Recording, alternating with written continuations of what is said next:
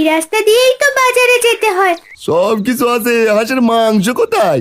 এই বৃষ্টিতে এইভাবে ভিজতে থাকলে যে হাঁসের বাচ্চাগুলো মারা যাবে। আমি তাহলে হাঁসের মাংস রান্না করতে গেলাম। কি ও দাদা, হাঁসের মাংস কেমন হয়েছে? মেয়েটা সেই গেছে বাজারের দিকে, কোনো বিপদ হলো না তো? এই হাঁসের বাচ্চাগুলো আমি অনেক বড় করব।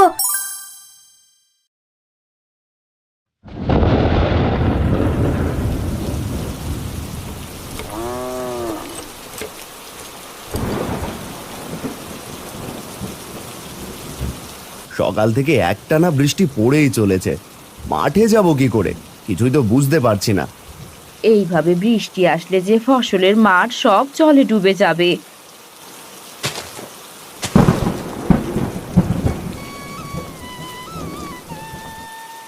মা, ও মা, দেখো বাতাসের ঝাপটায় কেমন পাকা আম ঝরে পড়ছে মাটিতে। আমি গিয়ে নিয়ে আসি। মেয়ের কথা শোনো, এত বৃষ্টির ভিতর আম কুড়ালে যে জ্বর আসবে। এদিকে নুন আনতে পান্তা ফুরাই, তো জ্বর এলে কবিরাজকে দেখাবো কি করে? হাতে যে কোনো টাকা নেই। বাবা, আমি বড় হলে বড় ডাক্তার হব, সব মানুষকে বিনা পয়সায় চিকিৎসা সেবা দেব। পাগলি মেয়ের কথা শোনো। ঘরে যে রান্না করার মতো কিছু নেই, এইদিকে বৃষ্টি থামার কোনো নাম নেই। আর একটু অপেক্ষা করে দেখি, যদি বৃষ্টিটা একটু কমে তাহলে বের হয়ে পড়বো। এই নিয়ে যাও হাঁসের ছোট ছোট বাচ্চা, একদম অল্প টাকায় দিয়ে দিচ্ছি, নিয়ে যাও নিয়ে যাও। এই বৃষ্টির ভিতর কোথায় যাব হাঁসের বাচ্চা নিয়ে? আর বৃষ্টির কারণে আমার ডাক তো কেউ শুনতেও পাচ্ছে না।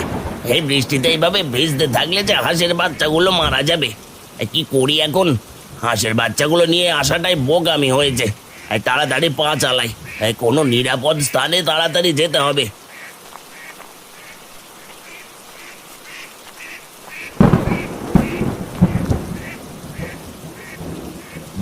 একটা লোক ছাতা মাথায় দিয়ে আসতেছে মনে হয়। এই যে মশাই, কে তুমি? তোমাকে তো ওই গায়ে আগে দেখিনি। এই ঝড় জলে মাথায় হাঁসের বাচ্চা নিয়ে চললে কোথায়? এই বাচ্চাগুলো তো সব ভিজে মরবে। আর দাদা, ঘরে আমার অনেক অভাব অনটন, তাই হাঁসের বাচ্চা বিক্রি করার জন্য নিয়ে এসেছি। কিন্তু আজ এত ঝড় বৃষ্টি, কোনো খদ্দের পাচ্ছি না। বাবাকে কি আপনার বাড়িতে একটু আশ্রয় দেওয়া যাবে? আশ্রয় তো দেওয়া যাবে, কিন্তু তার বিনিময়ে আমি কি পাবো? আর দাদা, আমি গরিব মানুষ, আর দেওয়ার মতো কিছু নেই। একটা হাঁসের বাচ্চা আমি আপনাকে দিতে পারি। কথা শুনলে গা জ্বলে যায়। একটা হাঁসের বাচ্চা নিয়ে আমি কি করবো? তোমার হাঁসের বাচ্চা ঝুড়িটা আমার লাগবে। সে কি কথা দাদা, একটু আশ্রয়ের বিনিময়ে সবগুলো হাঁসের বাচ্চা লাগবে? এটা তো অন্যায়। ন্যায় অন্যায় আমি মানি না। তোমার সাথে কথা বলে আমি আমার মূল্যবান সময় নষ্ট করলাম। এই যাও তো বাপু, এই ছোট লোকগুলো যে আসে কোথা থেকে, দিনটায় মাটি করে দিল।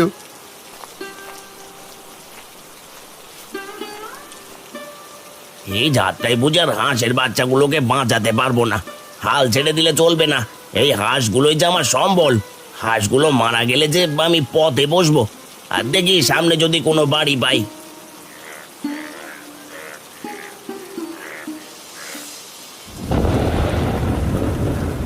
বাবা, আমার অনেক ক্ষুধা লেগেছে, আমাকে কিছু খেতে দাও। ঘরে যে কিছু নেই, কি খেতে দিই বল? ভাত বসিয়েছি। আচ্ছা, এক কাজ করলে হয় না? আমাদের গাছের অনেক পাকা মাটিতে পড়ে আছে, সেগুলো বিক্রি করে যদি বাজার থেকে কিছু কিনে নিয়ে আসি তাহলে তো কোনো রকম 3-4 দিন চলে যাবে। কিন্তু এই বৃষ্টির ভেতর হাটে যাবে কি করে? এই নিয়ে তুমি চিন্তা করো না, আমি ঠিক আম বিক্রি করে বাজার করে নিয়ে আসবো। দয়া করে আমাকে একটু সাহায্য করুন, আমি যে বিপদে পড়েছি। কেউ আমাকে একটু আশ্রয় দিন। এই হাঁসের বাচ্চাগুলো নিয়ে বৃষ্টিতে কেউ আশ্রয় দিচ্ছে না। বাবা, দেখো একটা মানুষ বৃষ্টিতে ভিজে কেমন কাঁপছে, মাথায় আবার কি যেন নিয়ে আছে। তাই তো দেখছি। আরে, লোকটার মনে হয় ভীষণ কষ্ট হচ্ছে। লোকটাকে ঘরে নিয়ে আসো তাড়াতাড়ি। এই যে দাদা, আসুন আসুন, আমাদের ঘরে আসুন। লোকটা হারানের কথা শুনতে পেয়ে ঘরে আসে। দাদা, আপনাকে খুবই অসুস্থ লাগছে, আপনি কোন গায়ে থাকেন? দুঃখের কথা আর কি বলবো দাদা, আমি রূপনগরে থাকি। হাঁসের বাচ্চা বিক্রি করার জন্য ঘর থেকে বের হয়েছিলাম, পথে বৃষ্টির কবলে পড়ি। দেখো বাবা, বাইরে বৃষ্টিটা কমে গেছে, আমি এখন আমগুলো নিয়ে আসি। সাবধানে যাস মা, উঠানটা অনেক পিচ্ছিল হয়ে আছে। মালতী, একটা গামছা নিয়ে এসো তো।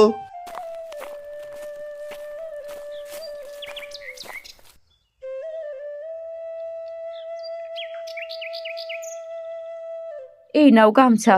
দাদা, শরীরটা ভালো করে মুছে নিন, ঠান্ডা লাগবে যে। আপনাদের যে কি বলে ধন্যবাদ দেব, আপনারা আমার অনেক বড় উপকার করলেন। আপনারা না থাকলে কি যে হয়ে যেত। মানুষ হয়ে মানুষের পাশে থাকায় তো মানুষের দায়িত্ব।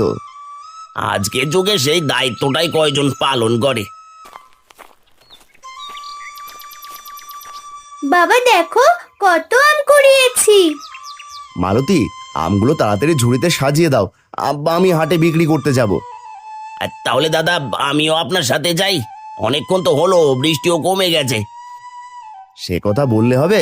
আপনি আমাদের অতিথি, আপনাকে কিছু না খেতে দিতে পারলে যে নিজেকে অপরাধী মনে হবে। আপনি ঘরে বিশ্রাম করুন, আমি বাজার থেকে ঘুরে আসি। আর ঠিক আছে, আপনি যেহেতু এত করে বলছেন, আর কিছু সময় না হয় থেকেই যাই। শরীরটাও বড্ড ক্লান্ত লাগছে, আপনি একটু বিশ্রাম করি।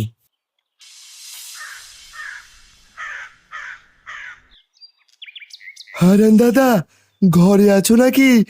আমার যে সর্বনাশ হয়ে গেল, আমাকে বাঁচাও। কি হয়েছে রে মহেশ? আমার পূর্বের জমিতে জল প্রবেশ করেছে। জল জমি থেকে বের করতে না পারলে সব ফসল জলে নষ্ট হয়ে যাবে।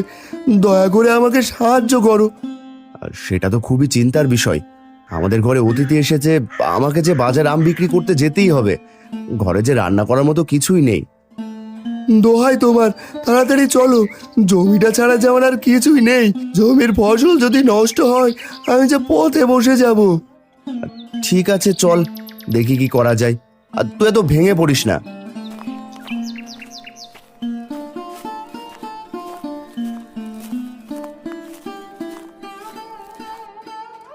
ঘরে যে রান্না করার মতো কিছু নেই। তোর বাবাও চলে গেল মাঠে, এখন লোকটাকে কি খেতে দেই? মা, তুমি কোনো চিন্তা করো না, আমি বাজারে আম বিক্রি করে বাজার করে নিয়ে আসছি। ছোট একটা মেয়ে, তুই কি পারবি আমের ঝুড়ি মাথায় নিতে? ঠিক পারবো, তুমি আমের ঝুড়ি মাথায় তুলে দাও। তিন্নি আমের ঝুড়ি নিয়ে বাজারের দিকে চলল। হে বিধাতা, তিন্নি যেন ঠিকঠাক ভাবে বাজারে পৌঁছাতে পারে।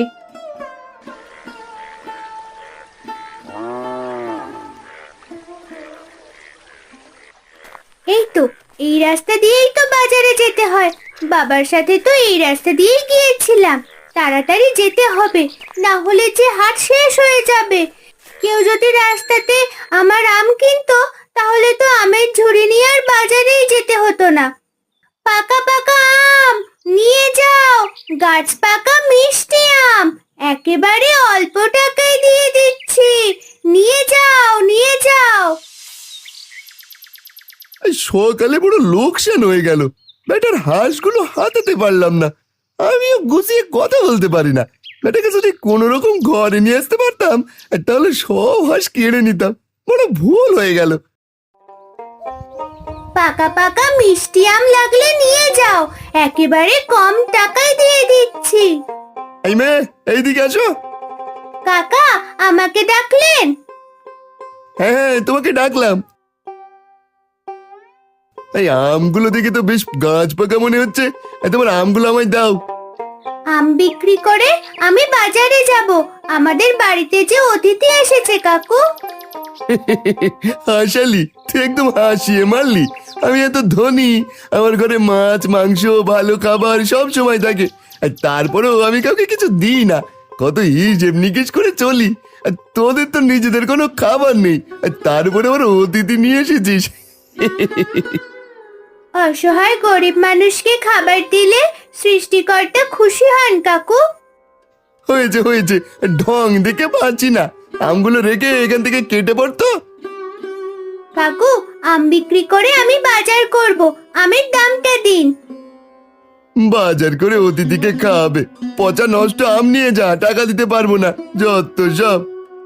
তিন্নি মন খারাপ করে আবার বাজারের দিকে হাঁটা শুরু করলো।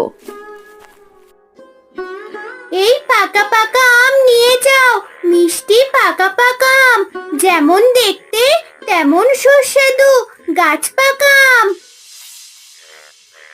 মহেশ, দেখো তোমার ফসলের জমি থেকে সমস্ত জল বের করে দিয়েছি। ফসলগুলো কেমন চকচক করছে। তোমাকে যে কি বলে ধন্যবাদ দেব। আজ তুমি যদি আমায় সাহায্য না করতে আমি একেবারে নিঃস্ব হয়ে যেতাম। সেই সব কথা এখন থাক, আমার ঘরে অতিথি এসেছে, আমাকে তাড়াতাড়ি বাড়িতে যেতে হবে। আর তোর সাথে পরে কথা হবে, আমি যাই, এদিকে আবার বিকেল হয়ে এলো। এই তো বাজারে চলে এসেছি, হাঁটতে হাঁটতে পা ব্যথা হয়ে গেছে। এইখানে আমগুলো নিয়ে বসি। পাকা পাকা আম নিয়ে যাও, গাছ পাকা, খেতে অনেক সুস্বাদু। বাহ, খুব সুন্দর আম তো। এই মেয়ে, তোমার নাম কি? এই আম কোথা থেকে নিয়ে আসছো? এইগুলো আমাদের গাছের আম, ঝড়ের সময় গাছ থেকে ঝরে পড়েছে। এই তোমার সবগুলো আম আমাকে দাও। আর এই নাও টাকা। এই টাকা দিয়ে তুমি কি করবে? আমাদের ঘরে অতিথি এসেছে, মা বলেছে মাছ কিনে নিয়ে যেতে। আর তুমি আমার সাথে চলো, তুমি আমাকে আম দিলে আমি তোমাকে বাজার করে দিচ্ছি। গুলোই তিন্নিকে অল্প অল্প করে সব প্রয়োজনীয় জিনিস কিনে দিতে লাগলো।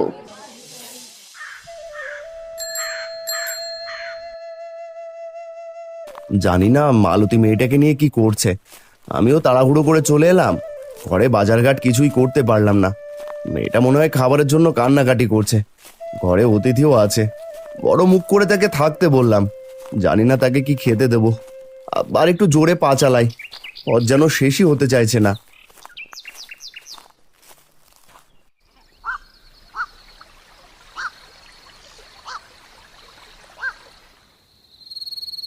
মেয়েটা সেই গেছে বাজারের দিকে, কোনো বিপদ হলো না তো? মানুষটাও সেই সকালে বের হয়েছে, জানি না কি করতেছে। এইদিকে উনুনে এখন হাঁড়ি বসাতে পারলাম না, নিজে কি খাবো আর অতিথিকে বা কি খেতে দেব? লোকটাও বোধহয় মনে মনে কষ্ট পাচ্ছে। মালতী কোথায় গেলে? আমি এসেছি।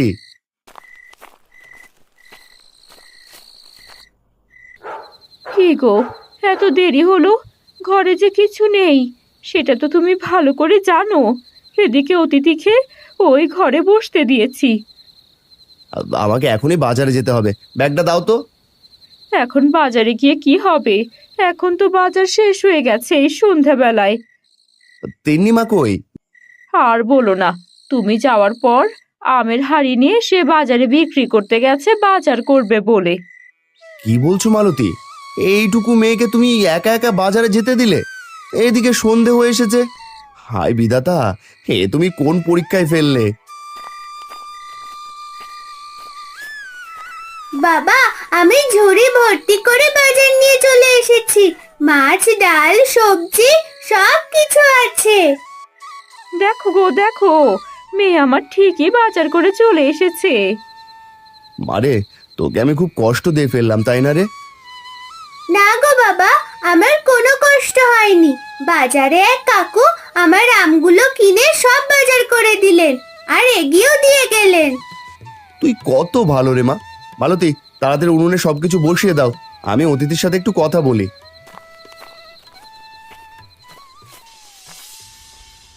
বিশ্রাম নিয়ে শরীরটা অনেক সুস্থ লাগছে, শরীরের ব্যথাটাও দূর হয়ে গেছে। মানুষগুলো অনেক ভালো।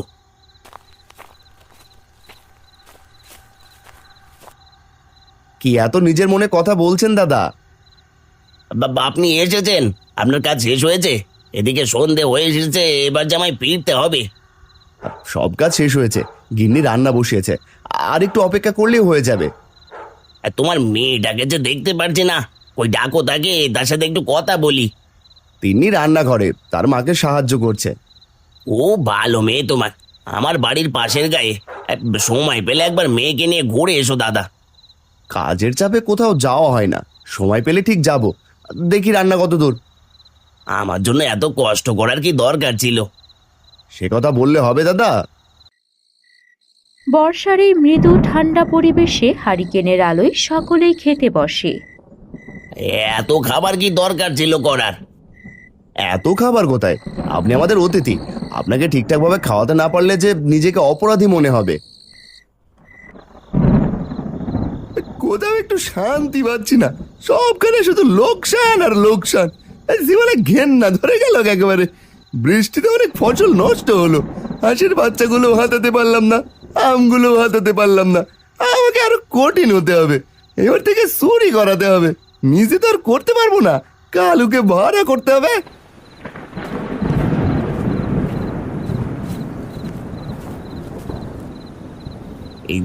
এই বাবু, আপনার খাবার এনেছি। আর দেখেন কত খাবার। এটা হলো রুই মাছের কালিয়া, আর এটা হলো কচি পাঁচার লাট, আর এটা হলো নদীর ইলিশ, আর সব কিছু আছে। এবার পাত পেরে খেয়ে নেন দেখি। সব কিছু আছে, হাঁসের মাংস কোথায়? এইসব খাবারে কোনো স্বাদ পাচ্ছি না, হাঁসের মাংস নিয়ে আয়। এখন অবেলায় হাঁস কোথায় পাবো? আমি কোনো কথা শুনতে চাই না, আমি হাঁসের মাংস দিয়েই ভাত খাবো। এই তো যেখান থেকে পারিস জোগাড় কর, যা। আজকে সব দিয়ে কোনো রকমের চালিয়ে নেন বাবু, আমি দেখছি কি করা যায়। এই বেটার এখানে কাজ করেও শান্তি নেই। অনেক তৃপ্তির সাথে খেলাম, দেওয়ার মতো আমার কাছে কিছু নেই। এই দুটো হাঁসের বাচ্চা তিন্নিমাকে দিলাম, আমি এবার আসি। আশীর্বাদ করি তোমরা অনেক বড় হও। কি মজা, কি মজা! এই হাঁসের বাচ্চাগুলো আমি অনেক বড় করব, এইগুলো থেকে অনেক বাচ্চা হবে। এভাবেই দিন কাটতে থাকে। প্রতিদিন তিন্নি হাঁসের বাচ্চাগুলোকে পুকুরে নিয়ে যায়, তাদের সাথে সময় কাটায়। দেখতে দেখতে হাঁসের বাচ্চাগুলো বড় হয়ে ওঠে। দুইটা হাঁসের বাচ্চা থেকে ধীরে ধীরে অনেক হাঁসের মালিক হয়ে ওঠে।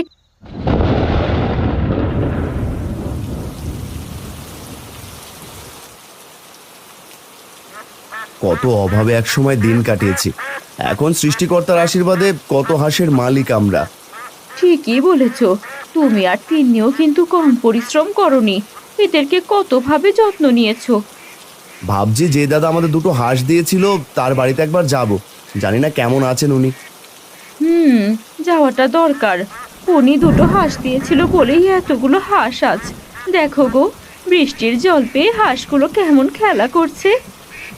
টানা বৃষ্টির কারণে অনেকে ঘরবন্দি জীবন কাটাচ্ছে, তাদের পাশে আমাদের দাঁড়ানো দরকার। বিপদের দিনে মানুষের পাশে দাঁড়ানো তো মানুষের দায়িত্ব।